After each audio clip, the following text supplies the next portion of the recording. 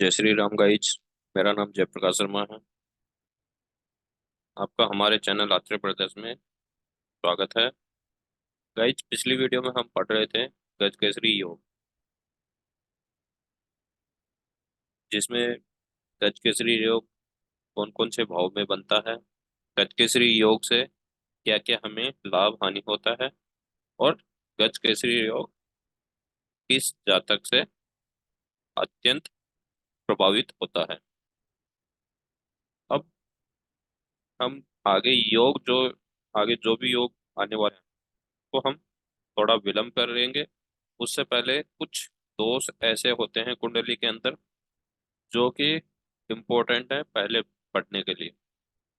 Guys, मैंने बहुत सारी लग्न कुंडली देखी हैं जिनके अंदर काल सर्प दोष, मंगल दोष, पितृ दोष, ऐसे दोष बहुत ज्यादा देखने को मिले। तो मैं यही सोच रहा हूँ कि क्योंकि आपको कोई भी जन्म कुंडली देखोगे तो जो ये योग बनते हैं ये कम, और जो दोष लग रहे हैं वो ज्यादा देखने को मिलेंगे। तो पहले मैं वही चीज आपके सामने प्रस्तुत करूं जिससे कि आपके सामने कोई भी समस्या नहीं आए। तो गाइज, अगर आप इस वीडियो पे नए हैं तो चैनल को लाइक शेयर सब्सक्राइब जरूर करें और वीडियो को अंत तक जरूर देखें। और जिन आज इस वीडियो को पहली बार देखा है हमारे चैनल की, तो गाइज शुरू से यहाँ तक जरूर देखें, क्योंकि जो बेसिक कंसेप्ट क्लियर नहीं होगा तो वीडियो समझ में नहीं आएगी। ठीक है, तो करते हैं नेक्स्ट टॉपिक आज का।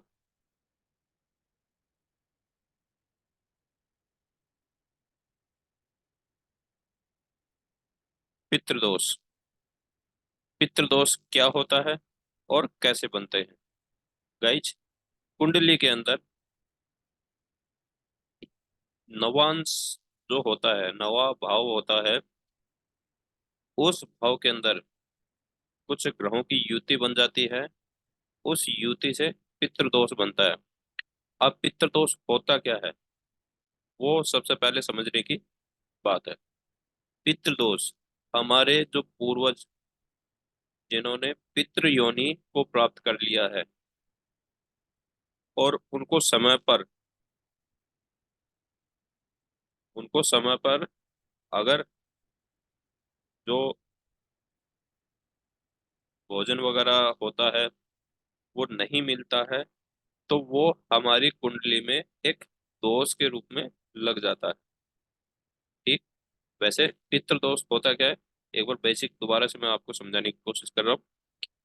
हमारे जो पूर्वज हैं जिन्होंने जो पितृ योनि में आ चुके, पितृ योनि में कौन आता है? जैसे किसी की अकाल मृत्यु हो गई या किसी बीमारी से मृत्यु हो गई और उसका समय अभी बच रहा है, ठीक, तो वो चले जाते हैं पितृ योनि में। ठीक। पितृ योनि के अंदर जाने के बाद में भी वो अपना परिवार पे पूरा असर देते हैं, लाभ और हानि दोनों का। यदि उनको आप मानोगे तो वो हमेशा अच्छा रिजल्ट देंगे, अगर आप उनको नहीं मानोगे तो गलत रिजल्ट देंगे। जैसे बात करता हूँ एक, कि परिवार में किसी सदस्य को खाना न दे, बाकी सभी सदस्यों को खाना मिले, तो जो भूखा है वो या तो परिवार को अहित चाहेगा या वो खाना कहीं ना कहीं से खाना लेकर आएगा और अपनी भूख मिटाएगा। सेम वैसे ही है, अगर पितृ जो हमारे पूर्वज हैं जिन्होंने पितृ योनि को प्राप्त कर लिया है, उनको यदि समय पर उनको याद किया तो वो आपके ऊपर अच्छा रिजल्ट देंगे, और उनको समय पर याद नहीं किया तो वो हमेशा आपको गलत रिजल्ट देंगे। ठीक।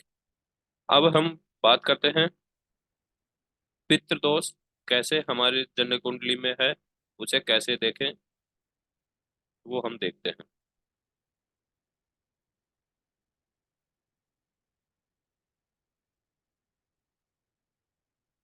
कैसे बनता है पितृदोष? ठीक। कैसे बनता है पितृदोष? गाइज, हमारे सामने ये कर्क लग्न की जन्म कुंडली है। ठीक। इस जन्म कुंडली में जहां 12 नंबर लिखा हुआ है उसे कहते हैं नवांश, नवा भाव। ठीक। इस भाव में कोई भी नंबरिंग हो उससे कोई मतलब नहीं, लेकिन इस भाव के अंदर, नवे भाव के अंदर, अगर सूर्य के साथ राहु केतु और शनि, इनमें किसी भी एक देव की, किसी एक ग्रह की युति बन जाती है, तब क्या बनता है? पितृदोष। लेकिन वह पितृदोष कब होगा? या तो वो सूर्य के साथ अस्त ना हो, या वह योग कारक। अगर योग कारक हुआ तो भी वो पितृदोष हट जाएगा, और यदि सूर्य के साथ अस्त है तो भी पितृदोष हट जाएगा, वहां पितृदोष नहीं माना जाएगा। ठीक। अब वो पितृदोष के लक्षण क्या हैं, यहाँ देख लो। सूर्य के साथ इनमें किसी की भी एक की युति बन जाती है तो क्या बनता है? पितृदोष। लेकिन सूर्य के साथ जो ये ग्रह हैं, शनि राहु केतु, ये या तो मारक हो या नीच को हो, तभी पितृदोष माना जाएगा। अथवा अगर यहाँ स्वयं की राशि हो, जैसे यदि यहाँ राहु शनि की 10 या 11 नंबर राशि आ जाए तो ये स्वयं राशि का हो गया, तो यहाँ पितृदोष नहीं माना जाएगा। ठीक। अगर यहाँ ये नीच के हैं तो पितृदोष माना जाएगा, मारक हैं तो पितृदोष माना जाएगा। अब पितृदोष के लक्षण क्या हैं, कैसे पता चले कि हमारे, जैसे हमने जन्म कुंडली यहाँ से तो देख लिया। ठीक। अगर हमारी जन्म कुंडली नहीं है तो पितृदोष का कैसे पता चले? तो यहाँ लक्षण, पितृदोष के लक्षण कैसे पता चले? तो गाइज, यह मेन चीज है कि लक्षण कैसे पता चले। अगर आपको भी यह चीज जाननी है तो सीधी सी बात है, बनते काम, कि बिल्कुल काम बनने वाला है और बनते बनते काम बिगड़ जाए। जैसे एक एग्जांपल है कि किसी ने गवर्नमेंट की, गवर्नमेंट जॉब की अप्लाई की। ठीक। एग्जाम क्वालिफाइड हो गया, इंटरव्यू क्वालिफाइड हो गया, सिर्फ अब आनी है पोस्टिंग, और वहां आके फिर कोई ना कोई समस्या खड़ी हो जाना और वह नौकरी हाथ से चले जाना, इसे कहते हैं पितृदोष। ठीक। ऐसे ही दूसरा एग्जांपल, कि हम बिल्कुल आराम से रास्ते में चल रहे हैं और अचानक हादसा हो जाना और छोटी मोटी चोट आ जाना, यह भी पितृदोष की लक्षण होते हैं। ठीक। उसके बाद लक्षण है कि सपने में अपने पूर्वजों को देखना, जिनकी मृत्यु हो चुकी हो, उनको देखना, भले ही वो बीमारी से हो या नॉर्मल मौत हो, उनमें किसी को भी देखना, तो उसे भी हम पितृदोष के ही लक्षण माने जाते हैं। ठीक। अब बात करते हैं नेक्स्ट, कि पितृदोष कैसे बन गया ये भी हमें पता चल गया, इसके लक्षण क्या हैं ये भी हमें पता चल गया। अब बात करते हैं निवारण, इनका निवारण कैसे हो, पितृदोष को कैसे हम हटाएं हमारी जन्म कुंडली से, तो वो भी हमें सबसे इम्पोर्टेंट है, वो भी हमें जरूरत है। गाइस, मैं आपको एक ही चीज कहना चाहूंगा, यहाँ पितृदोष में पितरों को खुश रखोगे तो सब कुछ आपको अच्छा ही अच्छा होगा। ठीक। कुछ लोग क्या करते हैं, जैसे पितृदोष आया जी, ज्ञानी पंडित को बुलाया और उनको गैया जी छोड़ के आ जाते हैं। और कुछ लोग चंद पैसों के चक्कर में ये नहीं बताते कि पितृ आपको कितना फायदा देने वाले हैं, गया जी जाके उनको जबरदस्ती मोक्ष दिला देते हैं। तो गाइस, सबसे मेन चीज है समझना, अगर बिना समझे आप कोई भी कदम उठाते हो तो वह आप ही को नुकसान देगा।